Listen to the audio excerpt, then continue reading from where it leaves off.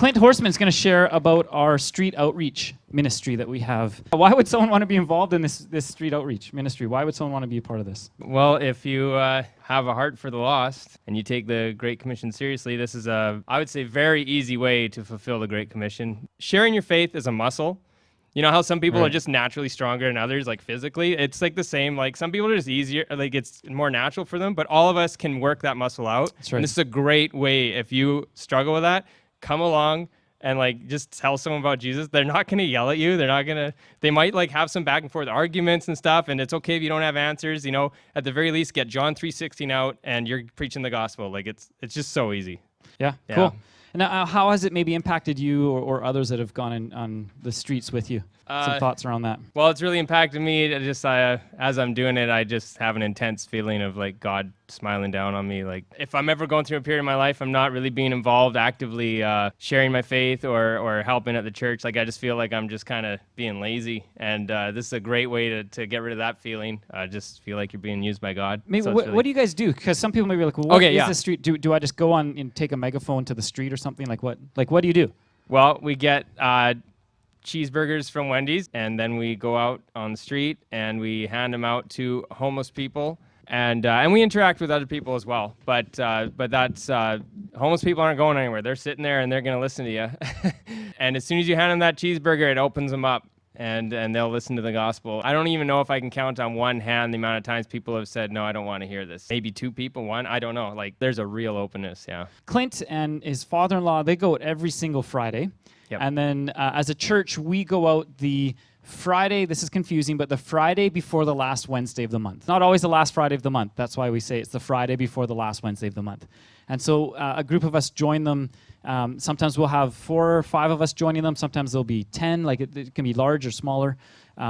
It's been powerful. What are some of the things that you maybe experienced just through this ministry? What have some of the, maybe a story or anything, I don't know, just from...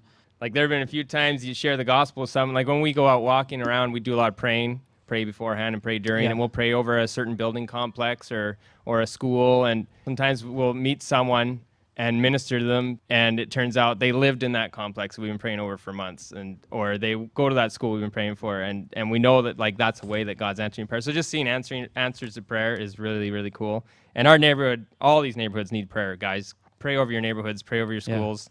Prayer works. God is doing something. You ever notice like you come into like someone's life or minister to someone and you could not have lined everything up and you're just like inserted into that story, and then you come out and you know like God just orchestrated so much. That's so much of what's going on. He's been doing something before we started this. There's a major openness, and God has definitely been preparing hearts ahead of us. I swear people have been praying for this for a long time, because like there's just like it's like prep work has been done ahead of us. It's like super safe. I brought my 10-year-old along last time we did the big group one, and like no issues. You know, they're gonna see some things. So that's just the world we live in, especially in Duncan, right? You're gonna see that stuff anyway. So done street ministry in a couple other places, and like you'll have people yell at you and tell you get lost and swear at you. And we've been doing this since November, and there's been not even a hint of that. Like we've had no bad encounters. You mentioned even about sharing like it's actually a great way. Sometimes we're a little bit scared to share our faith or whatever. This is probably the easiest.